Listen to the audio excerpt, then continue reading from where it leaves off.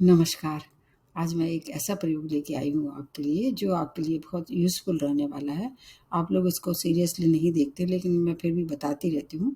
आपको अगर अपनी कोई मनोकामना पूर्ण करनी है और ऐसी मनोकामना हो जो जायज़ हो, उससे किसी का नुकसान नहीं होना चाहिए, उसके लिए आपको ध्यान रखना होगा।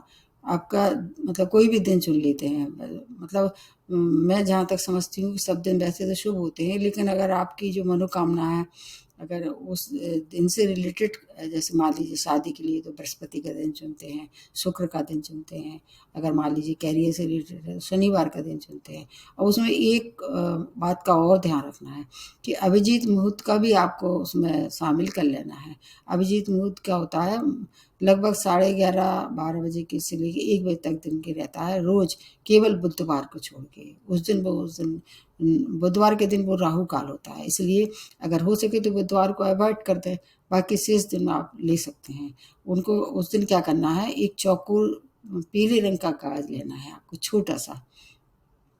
उसपे अपनी जो मनोकामना है वो पूरी उसे लाल स्याही से लिखना है, छोटे-छोटे अक्षरों में, अच्छे सुंदर अक्षर में। क्योंकि अगर आप देखिए कि अगर आपके किसी हैंडराइटिंग किसी की सुंदर होती तो आपका वैसे ही मन प्रसन्न हो जाता। तो ईश्वर के सामने भी अपनी प्रेज़ेंटेशन अच्छी होनी चाहिए ना। और स्वच्छता का निश्चित रूप से आपको ध्यान रखना है। स्वच्छ वस्त्र पहनें, स्वयं नहा धो के बैठें और उत्तर की तरफ मुँह करके बैठें तो और ज़्यादा फ़ायदा होगा। उत्तर या पूर्व की तरफ भी कर सकते हैं। तो वो फिर आपके उस पे निर्भर करता है कि आपकी मनोकामना कैसी है। अगर मान लीजिए शनि के लिए आप कोई काम कर रहे हैं तो फिर आपको पश्चिम की तरफ मुँह करना होगा।